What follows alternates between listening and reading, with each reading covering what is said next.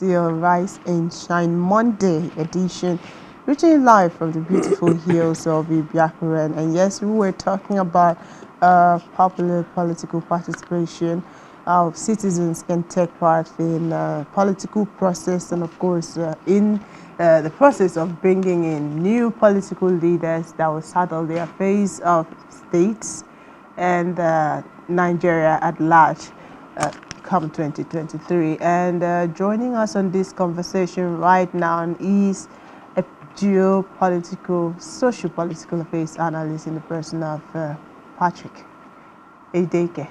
Mr. Patrick, great to have you again. It's always a privilege to be in a beautiful studio like this. And the last time the governor came here, it brought some very heartwarming encomiums on what your general manager is doing. We are happy. We have this in Akwa Ibom. I mean, this is what we look forward to, you know. We're glad we have this in Akwa Ibom. Okay, now you're making me blush. Dude, that's give me blush. Okay, well, we do actually. No, men do blush, but they won't go, and all of that. But we blush, they blush. How do we do it? You just don't see the color. You say, how do we? You just don't see it. Okay, the color doesn't come. No, it doesn't come in. Okay. I get that. Before you joined us here, we're talking about how citizens, the role of citizens in the political process of bringing in new leaders on board. And quite frankly, we've looked at a couple of things, but being an analyst, we would like to share your expertise at this particular time. You know, what are those factors that you think hinders a lot of people from participating in politics? I think first of all, it has to do with orientation. I watched some of the things you guys were doing prior to me coming here, and I think you have holistically analyzed the entire thing. And it's beautiful the way you guys have taken time, you know, to go it nuggets by nuggets, the importance, the significance of, you know, participating in the political process. Now, let me tell you something here. I've always told my people, because I'm a local man, I go back to my unit. I'm not the razzmatazz. You're not Abuja front. The Abuja front or the Uyo front, yeah. Okay. Yeah, I go back to my village because you see, charity begins at home. And just like the family system, the family is the smallest unit of the society, of the community as it stands. So whatever is acceptable in the family, it had to place out in the community. So when you tackle it at the family stage, you inadvertently stop it from exposing itself at the community level. Now, I always tell my people of the village, look, listen, don't toy around with political leadership in your community. Your political leader, whether elected, selected, or whichever way, is the most, arguably, the most important personality in your community. Why? It's simple. We are governed by policies, and there are people who are saddled with the responsibility of formulating these policies. And whether you like it or not, who are the people who are saddled with this responsibility of formulating these policies? Your political leaders. They are also saddled with the responsibility of implementing these policies.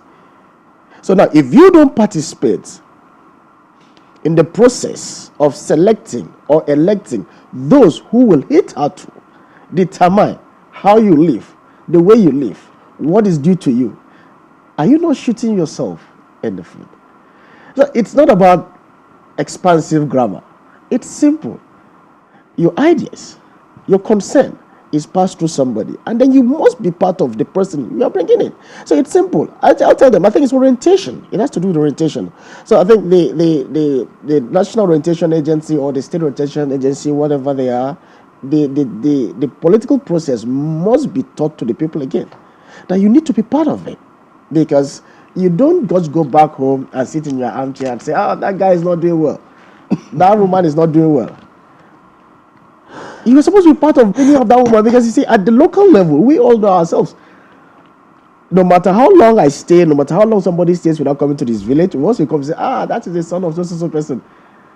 For those who don't even know, they say, do you know that person? No, that is his father. His father was this, or his mother was this. So virtually in the local system, that's at the unit level, then at the ward level, at the state level, at the local government level, we all know ourselves. So there is nobody that is coming, that is new. And that is where antecedents, precedents I was coming there. Yes. I was coming. It's like you're preempting the question. I think I should be because I think I saw it in your face. Okay. No, these are stuff that comes in. So naturally, back to what you're saying, what prevents a lot of people? I think it's permit me to use the word ignorance in a mild way. In a mild way, because when you don't know something, you're ignorant of that thing. Are you getting me? People don't understand the significance. People are yet to grab the feeling, knowing how important it is for you to be part of the political system. But once we begin to educate the people, just like what you guys are doing here, you guys are doing a great job. You guys are doing a yeoman's job here. Once you begin to get the people to be involved, the awareness comes in. Once the awareness comes in, people begin to, will call you out. People begin to ask you. You need to give accounts. And then when you come, people scrutinize you. Your people begin to scrutinize you. Because you see, this is the challenge we have here.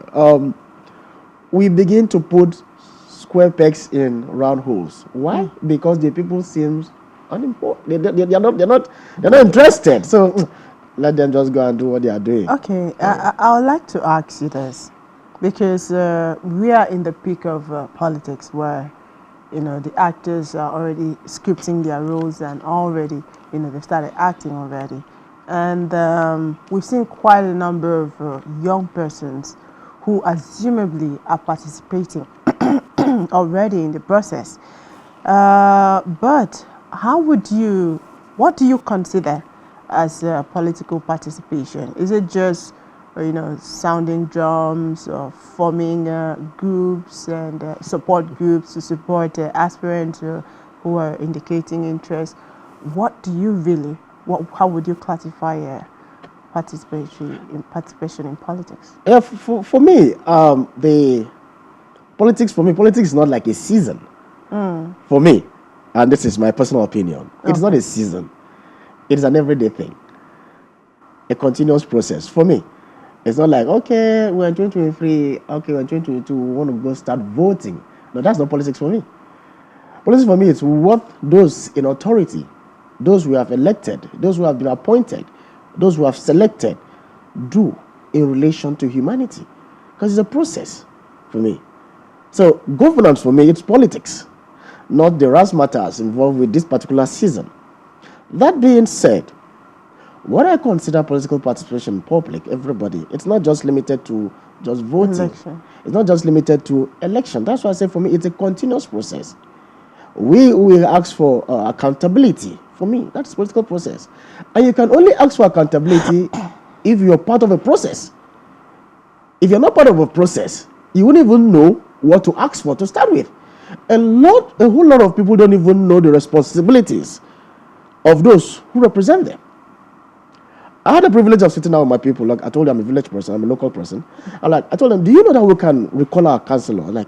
I said, yes. It is in our constitution. If it's failing, there are processes. We say, young man or young lady, we elected you to go represent us because this is our idea, this is our consent. And as it stands, you are not representing that. We ask that you come back. And the constitution makes it clear what we need to do. A whole lot of people don't know this.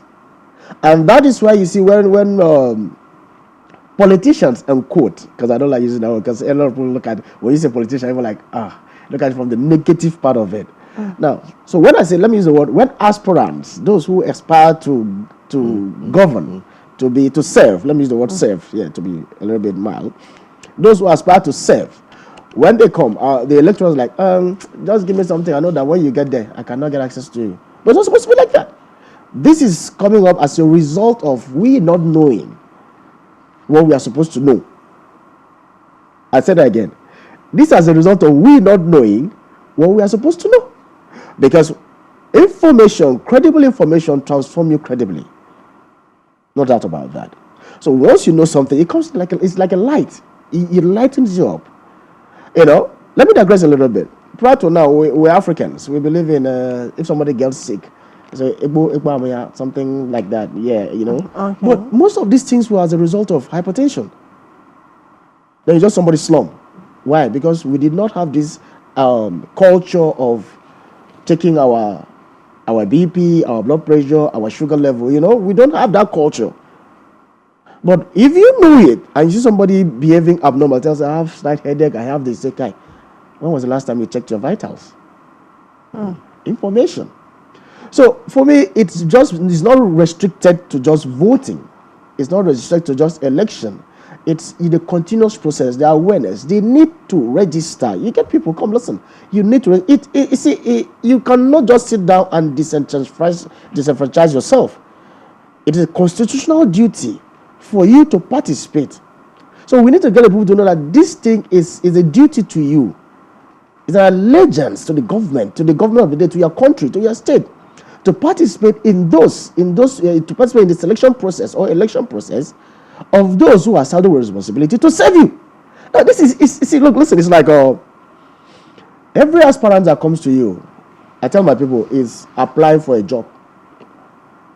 It is a beg to serve. When you write your application, like when you wrote for this, you said, I humbly, there's this language that is so stereotyped, I wish they could just allow somebody to write a letter to the employee, not the official thing. I humbly, I beg to, So, but that's just it. These aspirants, these people who want to serve you, they are writing an application. Now, come to think of it, you are the employer at this point. Who would you want to employ? Okay, let me take you up there. Just before we got to this point, you almost preempted the question I had initially. And that had to do with the concept of antecedent versus godfatherism, right? Where you have different sects of persons who would rather, what have you done?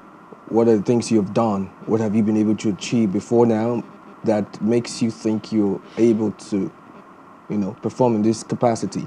Versus the other set of persons who would probably just queue behind their godfathers, their political leaders, and just go ahead and just push the guy forward because their mentor, so to speak, in quote, is championing the cause for this particular candidate. Now, let's analyze these two dynamics. Yes. Where do we draw the line? Yeah. Before you draw the line, first of all, you have to look at the merits of the situation. All right. Yes, I'm an optimist. Okay. Yes, that doesn't take away a little bit of pessimism in me as a human. You need to balance it out a little bit. Now, but this is it. Coming to antecedent and precedent, like I said, we all know ourselves. We are not strangers to ourselves. Just like in the studio here, you guys have been working together. You know her strengths. She knows your strengths. You know her weaknesses. She knows one of your weaknesses. Even the ones you try to hide sometimes. So what am I trying to say in essence is this. I use this expression for my people in the village. Let the fishes remain in the river and swim. Allow the apes and monkeys climb the trees.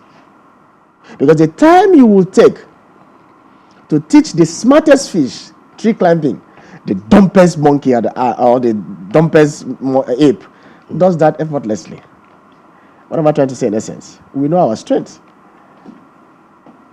You don't go bringing somebody because the person is good at dancing and now say, okay, if the person is good at dancing, the person must definitely be good at drumming. It doesn't work that way. It doesn't also take away the fact that you can be good at both. It doesn't take away the fact that you can be good at both. Now, it goes back to what we're saying. Participation, information. If you know that the power is in your hands at that level, you will know what to do. You can tell you, because whether you like I said, every community must always have a leader, political or otherwise, selected, nurtured by nature, or whichever way it came up. You will know to tell your leader, leader, this one that you are bringing, we know him or we know her. We know that she or he cannot function in this part you are taking the person for. Let me give you an instance.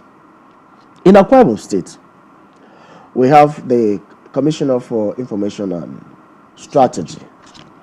It has never been like this before. It's so unique. You know why? It's a square peg in a square hole. Even though it's an appointment, you are appointing somebody who is good at the job. So it becomes effortless. Now in Akwa Ibom, it's easier for us to just sit anywhere you are and know what transpired in the executive meetings, the state executive meetings. Why? Because you have somebody who understands what it means or what it takes to be a commissioner of information and strategy. So it gets the information to you in the comfort of your sitting room. We have somebody like this is a young man, because I'm going to tackle the issue of young people participation. Yeah. We have another young man, the person of Prince Ikam, Abang Ikam at the Akwa Ibom State Environmental Waste Management Agency. This is a young man who knows what he's doing. For 4 years running, Akwa Ibom State has been voted the cleanest state in Nigeria. 4 years. Every day, he goes out, gets his team together, they keep cleaning the state.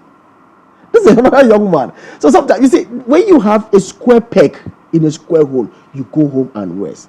It's not that the job is not tedious, it's tedious, but you are putting somebody who knows what he's doing. For instance, you could bring somebody there. We've had other people before this young man came into power or came into a situation of authority to serve. So what am I trying to say in essence is this.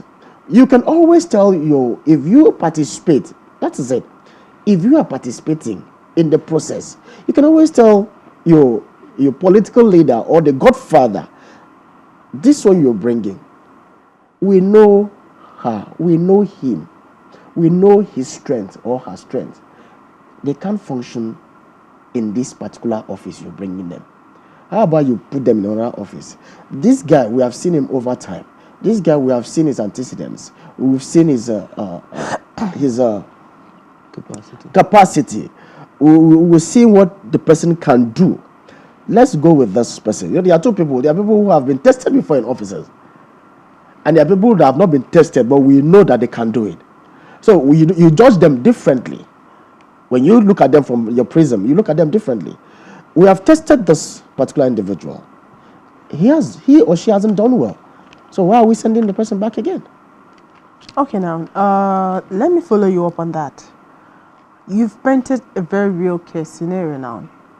Let's say, for instance, a follower makes a suggestion to his mentor, political leader, as the case may be, and the political leader does not quite see reasons with him at that time and still goes ahead to pick the one he preferred because maybe he does not value the suggestion made from a grassroots who probably thinks the other one will not be a good fit for that particular position. At that point, what can a young person do, or such a person do? Go ahead with the line of his political leader, or maybe what else can the person do? There are two scenarios here, but they are not mutually exclusive, as the case is. Okay. Yes. There are things we want. At that point, what I really want is how one can separate loyalty from being a psychopath. Yes, you see, thank you for bringing that up. It's so nice to talk about it at this point because, you see, we as human beings, we have funny way of thinking. We have a very funny way of thinking. Once my line of political thought is not with yours, I am a psychopath. Once it's in line with yours, it's loyal. But this is a scenario I was trying to bring to you. There are things we need and there are things we want. Two different things. Basic economics tell you that. And there are things our parents always try as much as possible to give us the things we need more than the things we want. In leadership, a political leader that wants the best for his community will make the people see that what he or she is bringing are the things they need. I'm going to give you an instance. We all say politics is, first of all, a selfish interest, right? And I don't want to argue with that. I don't want to argue with that because we are humans. Are you getting me? But what I always say is this: once your selfish interest is in tandem with your community interest, for me that's politics. I'll give you a practical example. I wake up, I want good schools in my community. I beg my people, allow me serve you so I can attract good schools to our community. Personal interest, I want to go school in my community. Community interest, go school in the community. The community might like, no, we don't want to school at this time. Why? Because probably a lot of them don't understand the significance or importance of education at that particular time. But you haven't gone a little bit ahead of them or been privileged to see, to have information, access to information about the significance and importance of education. You're like, let us have a good school. No, some people will say, no, don't give us good school. Just go there, give us 10 naira or 20 naira every month and we are okay. But when you have a school system that's going to turn out students in hundreds who will inadvertently grow and then provide 10 naira for each of their families, probably over 2 or 3 years, it might look a little bit uncomfortable for those political players at that time. Because what they want is the immediate gratification of 10 naira. But what they actually need, which might not play out to them, which you have said, is not the immediate gratification of 10 naira. It's putting the school system in place so that we can have a whole lot of people who will have the ability of creating their own 10 naira. I don't know, you get what I'm trying to say. Sure. So now, what you're thinking as a political leader is getting a situation where you teach them how to fish. But all they want is give us fish. So you must take a hard position, even after explaining to them. After explaining to them, just like our parents, they say, go to school. Sometimes the rebellious thing as a teenager, you don't want to go to school, you peer pressure or whatever. Sometimes your parents need to take the hard way, sometimes for some of the kids. Some punishment comes in. At the end of the day, no one that the parent has ever forced to go to school have come back to say, I regretted the fact that my dad flogged me to go to school. No. They're always like, I thank God that my dad did not allow me to stop going to school. But at the time when that process was taking place, the guy was like, I hate my dad. He doesn't understand. So it also boils down to political leadership. What am I trying to say is that I'm not saying that we should go hook, line, and sinker with the godfatherism thing we're talking about, but as individual, we have spirit of discernment, and that is where the participation, the information, like I said, credible information transforms you credibly. You present your arguments. If you participate, the political leader, whoever is your community, cannot just stand up on his or her own and say, let's go this way. They are going to, when people begin, that's a bit of education. People like, excuse me, why do we say we should go this way? That is political participation. Why do we say we should go this way? If you say this guy is good at this and this and this, he was here, he was here, he was here. These are his records, these are his records, these are his call sheet. We cannot afford to go this way. We are humans. The narration has begun. The narrative has begun. There are people who are waiting for you to say that thing you want to say. It's like, okay, yes, that young man is saying something we think we can align with.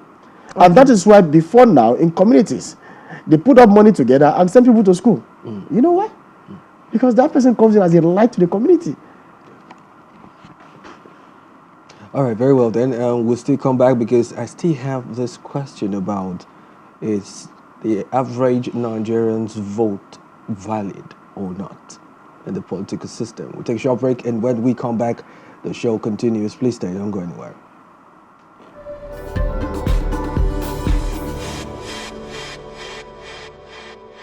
Political participation includes a broad range of activities through which people develop and express their opinions on the world and how it is governed, and try to take part in and how to shape the decisions that affect their lives. Political participation also refers to voluntary activities undertaken by the mass public to influence public policy, either directly or by affecting the selection of persons who make these policies.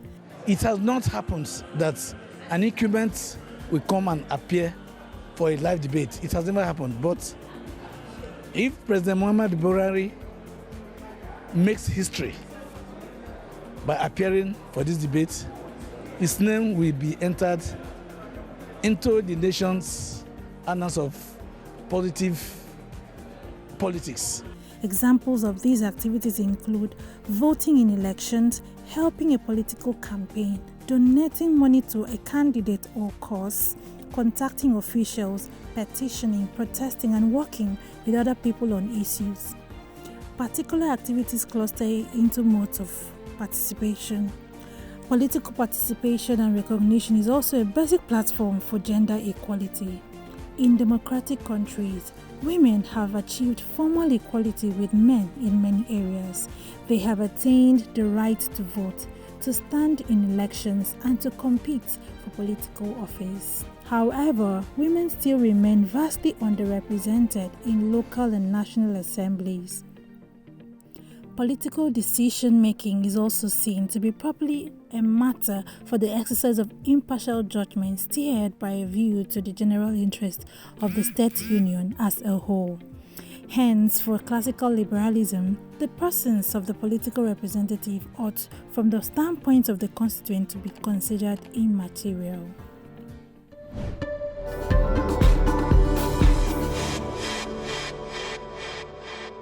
It's great to have you back. In case you're just joining in, this is Rise and Shine, and we're playing host to a man in studio, and his name is Patrick, and he's doing a lot of justice on the same subject matter. And just before we went on the break, I posed a question, and we're going to jump right back into that question just before we bring in the other question. Now, just before you joined us, we were talking about the fact that in many circles, the average Nigerian doesn't see his vote or her vote as being important.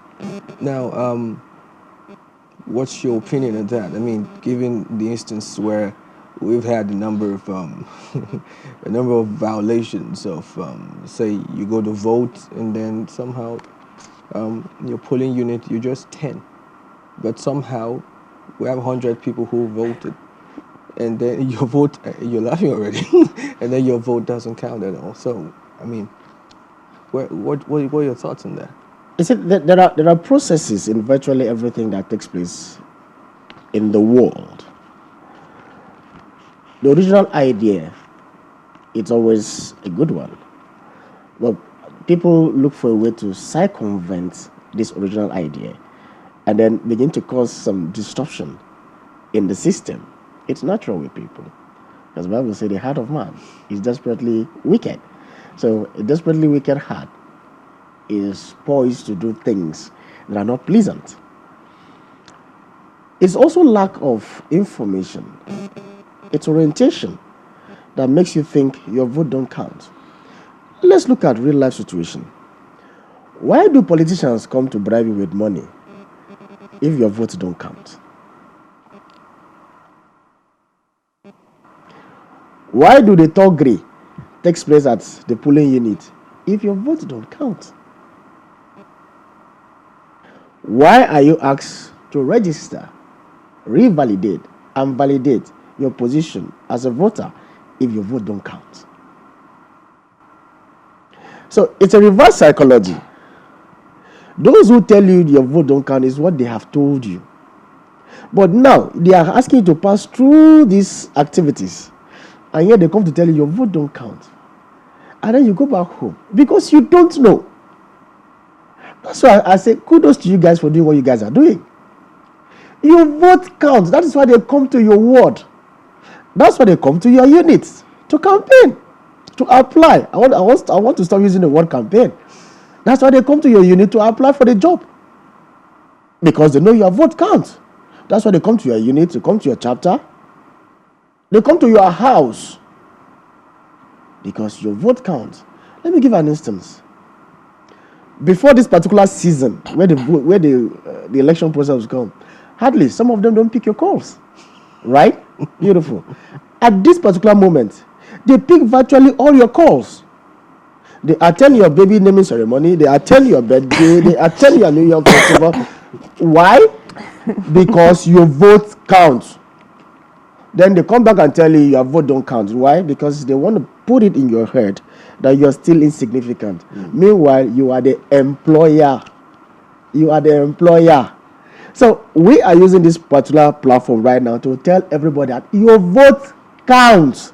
Well, that's quite emphatic on that, and your illustration, though hilarious, I guess it is something the viewer would have interest in. But at this point, I would like to find out, what are those basic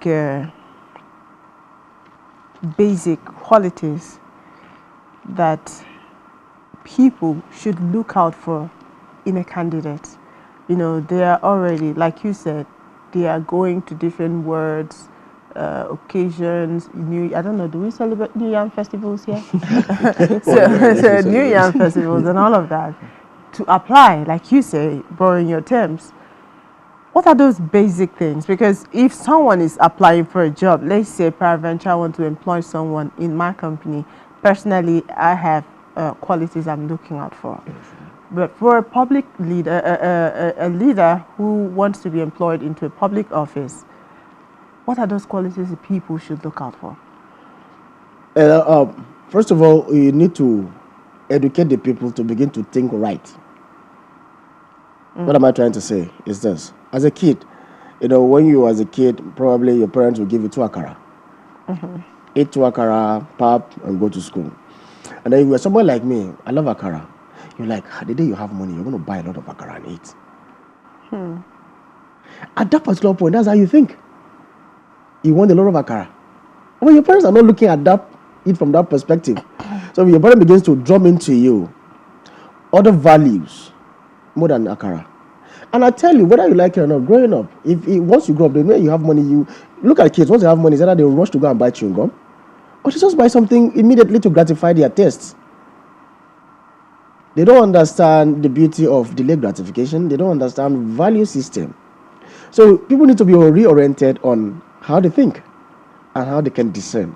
For instance, now what am I trying to say? If I look at Akwa Ibom State, as far as I'm concerned, there are a whole lot of people who believe in this chanting, you are a leader, you're a leader, then the leader gives them 20,000 or 10,000 or 30,000 or 50,000. And then after 3 or 4 months, you can't go back to that person again to ask for another 10, 20, 30, 40, 50,000. The reason is simple, you're not the only person. So now how do you survive for 4 months with 50,000? And then it is recorded in that person's subconscious that I had empowered that guy. A very wrong perception. And in our parlance says, I'm not against philanthropism. Are you getting me? But in governance, it's beyond that. In governance, you have to create a leveling playing field for everybody to thrive. Not this subservientness that is being coined as loyalty. Now, what do we look at? What are we asked to look at? If you ask me, I'll look at what are the things we need in Akwa Ibom State and the kind of person that we need in Akwa Ibom State. As it stands, we need a verbose employment system in Akwa Ibom State. The last time the government tried employing teachers, there was outcry. How can it be just 1,500 teachers? How can it be just 2,000 teachers? Why? Because the private sector is not actually booming as it should be booming. The industrialization drive that His Excellency Governor Odum Emmanuel is bringing, is introducing. It wasn't there. It was there before the companies died up. And now he's reinvigorating, rejuvenating it. It takes time. So we need people who begin to think from that mindset, creating a situation where these scenarios can play out for people to effectively participate. Okay, let me give you an instance. Now we have SpectrumTv. We have Planet FM. Are you getting me? We also have another TV station, private. We have the government-owned TV station. Prior to now, we had just the government-owned TV station. How many people were they able to employ? Now we have a situation, we have a system where the man at the end of affairs is creating a playing ground, level playing ground for private TV stations and radio stations to spring up, creating what? Employment, diversion of views, ideas. We need people in that realm of thinking. We need people who will come in and serve with the mindset of business. Now, I'm going to explain the business part for you. When you serve with the mindset of a businessman, business people don't accommodate losses. Business people are profit-oriented. Business people are into rejuvenation, reinvigoration of ailing departments in their business. Business people are into advancement, new methods, new ways of progressing. Business people abhor wastage. So we must begin to have leaders who think in this direction. So when somebody comes in, for me, somebody comes in and tells me I'm running, I look at you, fine. Don't just tell me you are young. It's okay. We've always had young people in government in Akwa Ibom State, right from time. And I can take anybody on that. Right from time, young people. Now we need to move beyond that. You understand? Are you coming to waste? You go to plaza and then young men follow you. Oh, can you imagine? How can you just assemble 2,000, 3,000, 4,000 young men at once? It means something is wrong somewhere. Because ultimately you're here.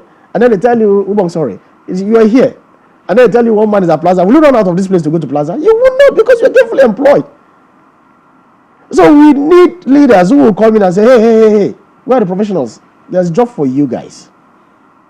You can create jobs. The environment is there. The ability is there. Hey, what do you need? So that you don't follow him to plaza. And then he brings out 50,000 and through, and you are scrambling, stampede and all, you know. So we need people who have built a system. They know the technical know-how. They know the prints. They know the process. Okay, quite quickly, because time will fail us on this analogy. Do you think people or someone who is successful in the private sector or private sector-driven business can actually do successfully well if given a public office? Yes, 80%. 80%. Why do I say 80%? Because you guys are in the private sector. I tell you, if you take your mentality from the private sector and take it to the public sector, they will see you guys as showing off. You know why? It's a discipline that you have as a private sector. You are not here selling chin-chin in the hallway or selling pure water or no. Discipline. Because this is the system. NTA Nigeria enjoyed a turnaround when somebody who was doing well in the private sector was given the helms of affair to run. Ben Bruce. That was what revolutionized NTA in Nigeria. It's just like that. For me, this is a personal opinion. Someone who has done exceedingly well in the private sector, given the right support, given the right platform, that person is poised to do exceedingly well if given administrative positions to take care of. Oh, thank you very much, Mr. Patrick Eneke, for being on the show today. It was nice having you join us on this conversation, and we look forward again to another interesting conversation, or maybe another time, right? Yeah, exactly. It's a pleasure. Always a pleasure to be here. It's nice. I like the sound of that. Okay. The cozy environment. It's just it for you. Yes, also when I go out there and I see the nature itself playing out, and I see the tourism potentials In this place, yeah. Yes, in this place. You see, this is what we're talking about. You need to bring somebody who looks beyond just the palm trees, the scenery. It's something else. Okay, it's a story for another day. Sorry for another day. All right, just so you know, this conversation has been live on our social media handles on Facebook and Instagram with the handle at SpectrumTv and the website is www.spectrumtv.ng. We'll take a short break right now, and when we come back, it's going to be the funny video on the code of the day. So please stay. Don't go anywhere.